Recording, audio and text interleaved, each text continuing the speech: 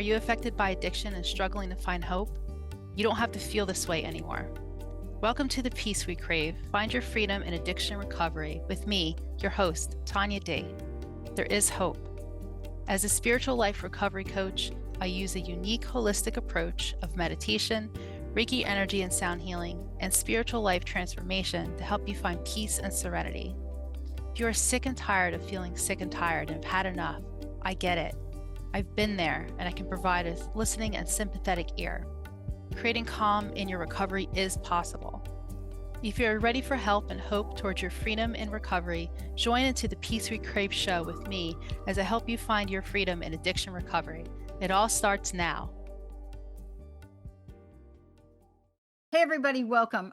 Look, I am so excited about this show. Okay, so I have had a major dose of this.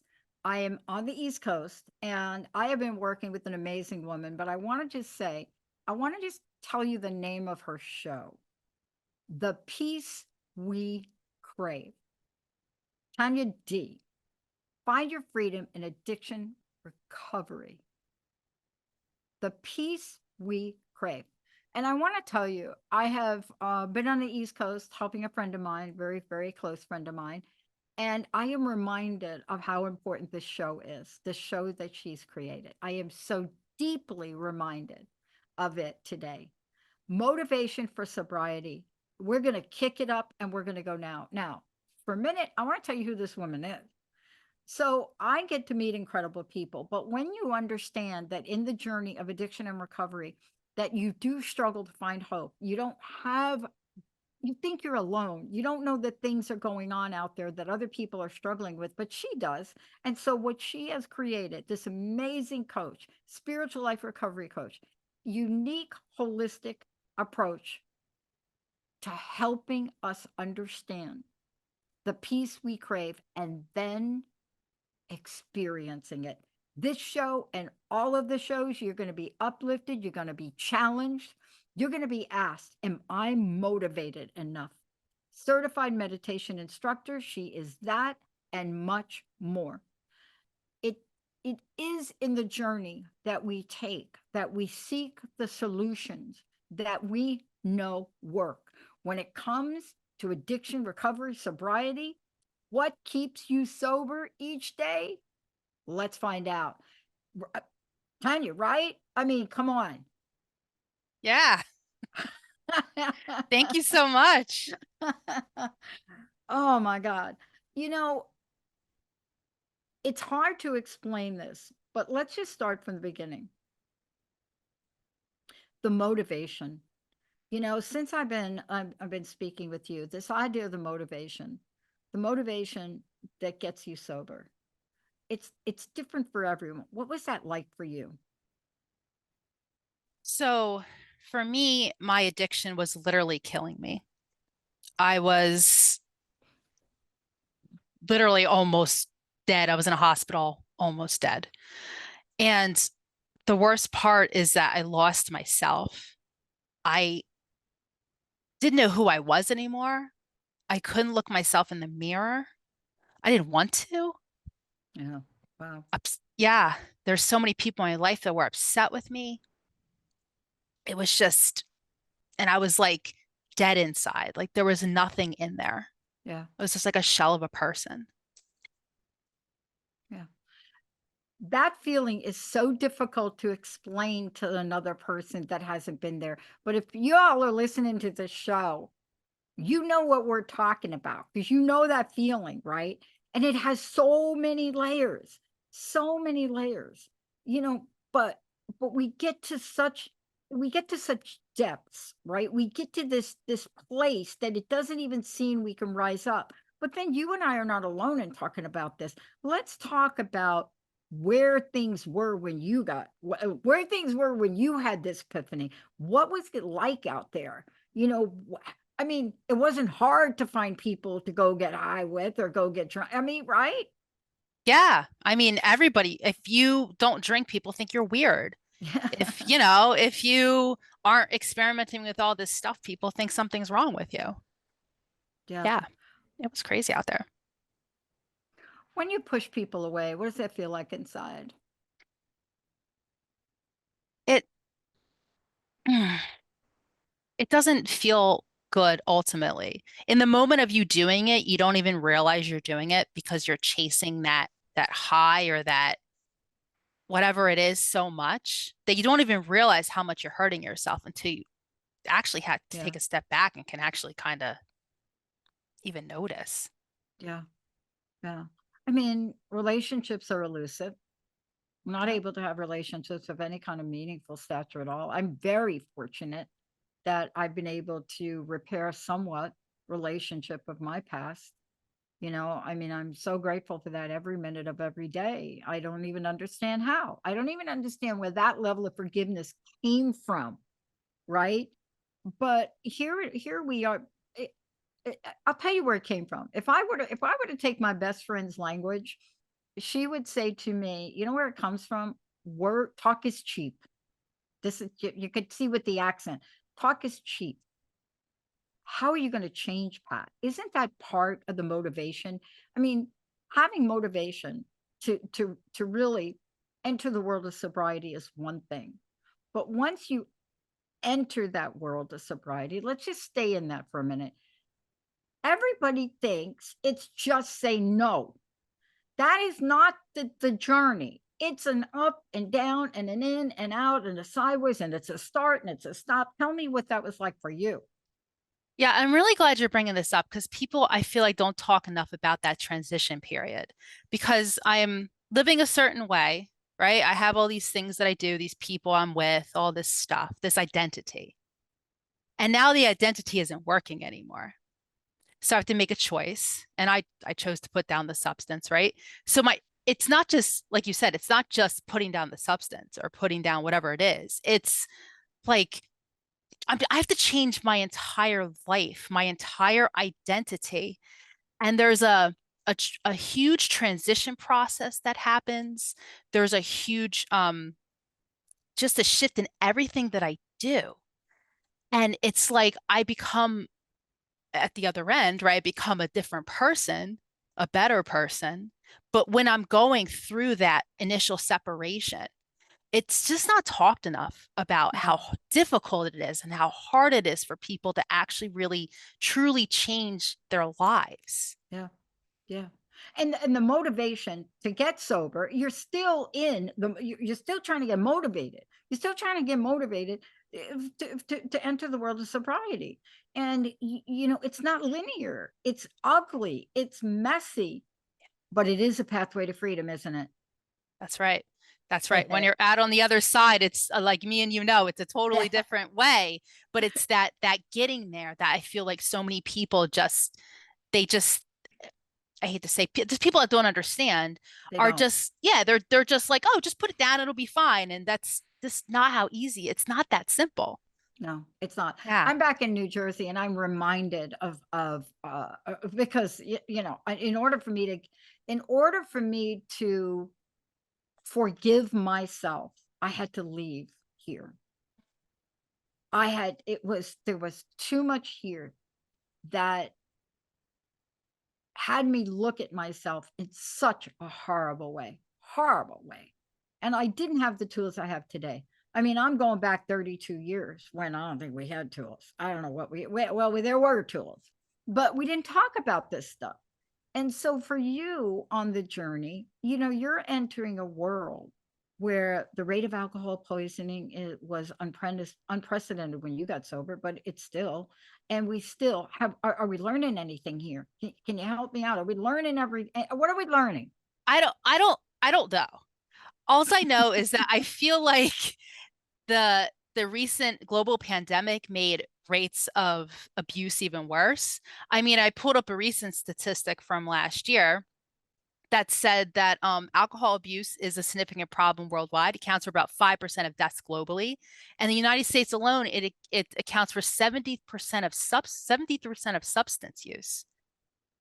And it's That's a estimated big that number. get this, it's estimated that 15 million Americans struggle with alcohol use disorder each year, but only 8% of them actually get individual treatment. Yeah. And Like, you know that number is so low because oh, first of all, you have to report that you are that person. yeah. alcohol abuse is almost a norm. And so for you to report it, you got to be like you and me work. Right? I Yeah. mean, you got to be like floating around the bottom. Yeah. Can you imagine though those numbers? I mean, we have to look at a way that's a little different to help people stay motivated. Isn't that what you're doing? I mean, you're really looking at this based on your experience, but you're also looking at look at the times we're living. This calls for something different, doesn't it? Yeah. Yeah. And I feel like a lot of maybe the quote unquote traditional ways aren't really working for people so much. I mean, there's the rates of everything is just going up. I mean, opioids, I mean, this fentanyl, the stuff that's whatever the other new stuff is, it's killing people. It's Yeah. killing our children. It's killing our friends and our family. And people are just like, oh, okay, just put it down. And it's not how the chemistry works. Like it's Yeah. not how the brain works. I had a woman call into the show I did the other night, and she called in her son had passed away uh from fentanyl laced drug that he didn't know. Had no idea was in there, and he was here today and gone. But even with all this, it's hard to understand and explain the rise in all of this, isn't it? We're looking at adult people, men, women, and the fact that you die from alcohol. So I just want to be very clear on these statistics that you mentioned.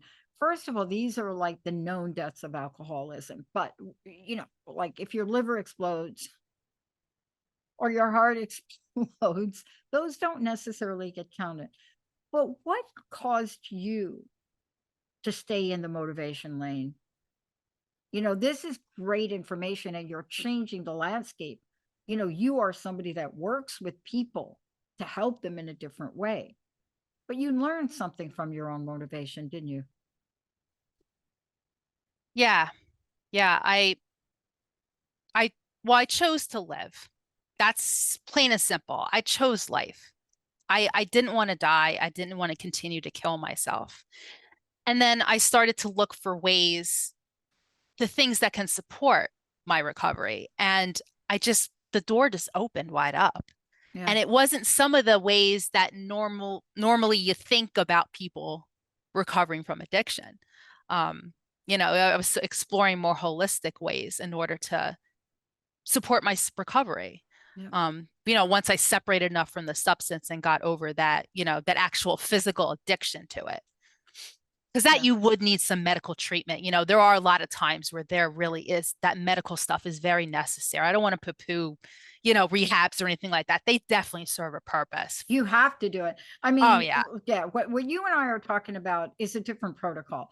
We are not circumventing the physical Right. detachment that happens because there's a physical thing that goes on. And I'm telling you, unless you've been through it, you have no idea what that is about. And you need to get professional help for that. It varies. It varies from being hospitalized to maybe not something quite like that. um that's what you should get. But what you're talking about, look, I believe today if I didn't move from New Jersey to Seattle, I don't know if I would have made it this long. And the reason I say that is I moved to what I believe one of the most spiritual places on the planet, a place that I had never experienced anything like this. I think Seattle is considered one of the least religious places and one of the most spiritual. And I was very fortunate in moving there to be exposed to something I had never seen before. I'd never been part of. This is the place we don't talk about enough. You know, meditation, not medication, a lot of times. But isn't this what you're discovering along the way? That it really does call for a unique and new approach. Yeah. Yeah. When I physically separated from the substance and I was able to actually start to explore some of this stuff, it's all the mental stuff. It's it's Mhm. it's it's where my brain goes. And just all the different programs I was in and the therapy and all that stuff, that was great. but there was still something that was missing. There were still these other tools that I needed to Yeah. have in order to continue to maintain this sobriety every Yes. day. Yeah. We're going to take a short break. And when we come back, we're going to talk about that. It's one thing to really have that motivation to get sober. You know, how many millions of people have that motivation like the day after when you decided that you've wrecked everybody's car in the family, almost killed somebody, then you got that motivation. But wait a minute, wait a minute. How do you stay sober? Let's say you go through that day where you're like all in. Day 1, day 2, day 30. What do you do? How do you do it? Before we go to break, how do people find out more about you? How can they find out about what you do to help them? The best way is to visit my website, www.thepeacewecrave. You can find all the information there and all the ways you can contact me. I'm all over social media as well, so you can find All me right. anywhere. Awesome. Let's take a short break. When we come back, here's the deal. Great. You're sober. Day 10. Now what? Stay tuned. We'll be right back.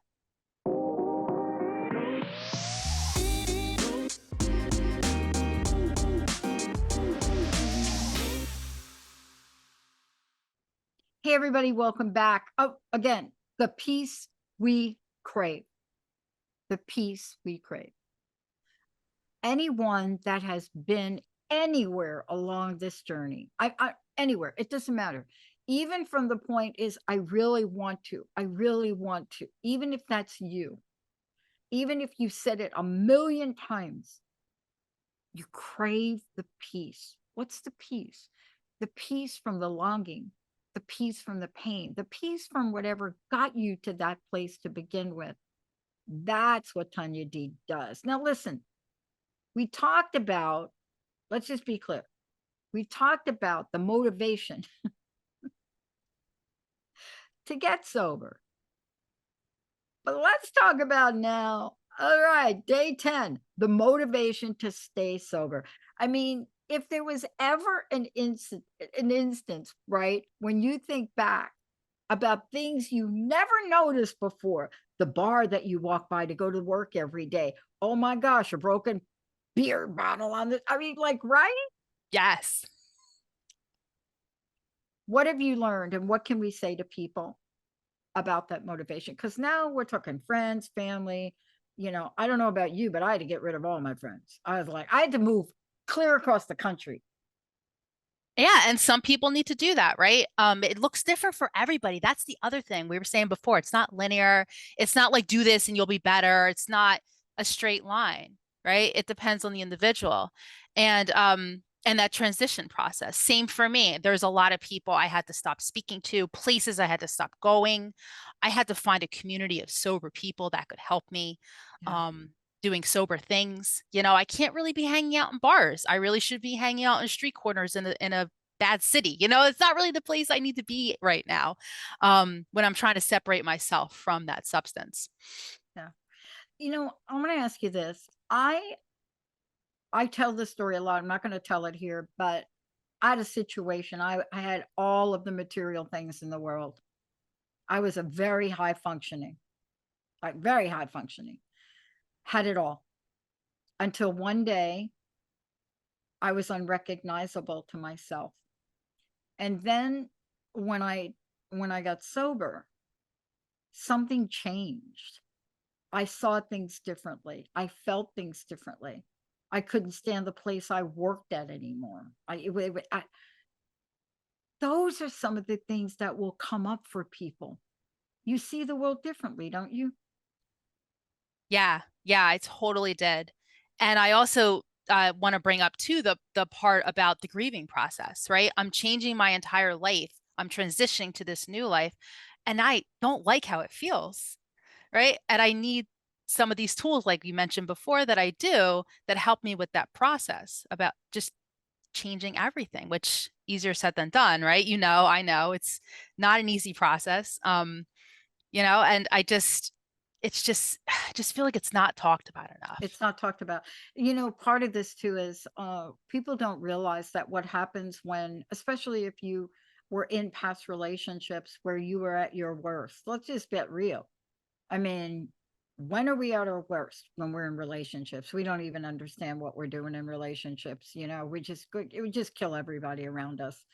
But the hardest part is when you come and decide to get sober, and you now can see what you've done.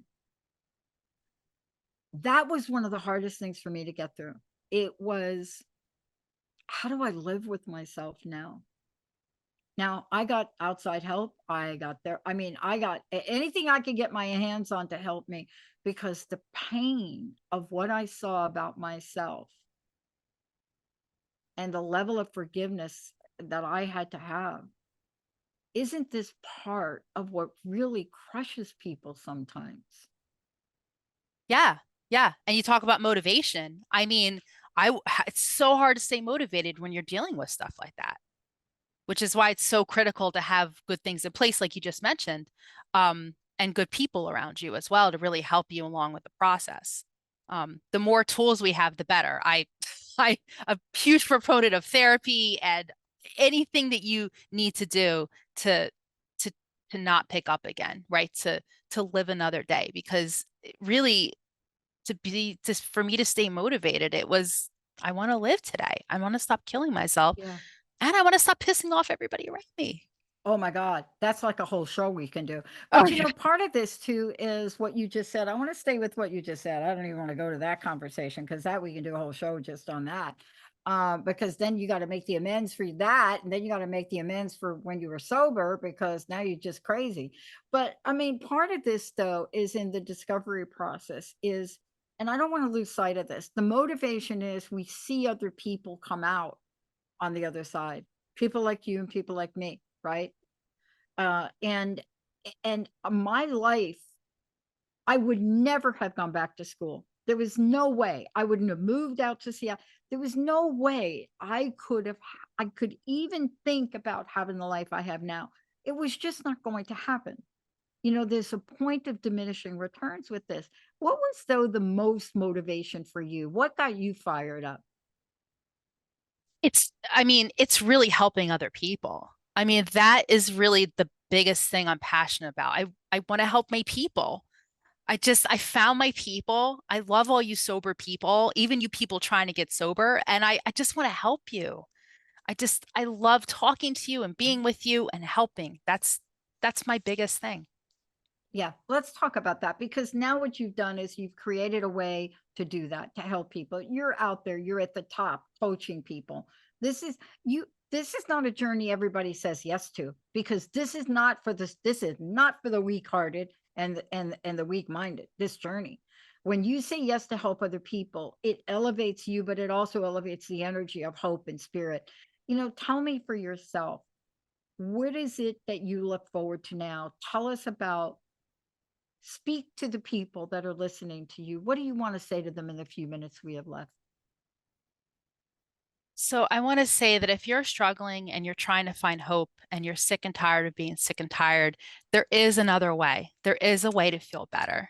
Just join us and we'll help you find peace and serenity in your addiction recovery. Don't have to feel this way anymore. Yeah. You know, let's touch upon a few things here. You're going to do shows. We're going to talk about some of the other things that happens. I don't know about you, but I know my journey. What did we call it now? Dual diagnosis. I don't even understand the language anymore. The bottom line is that, for people like me, we had a few things emotionally and mentally to take care of. You, we have to continue, don't we, to educate people, to help folks understand this is not a singular dimensional journey for people. And people need your help. They need what you're doing to show them a way to find that peace, don't they?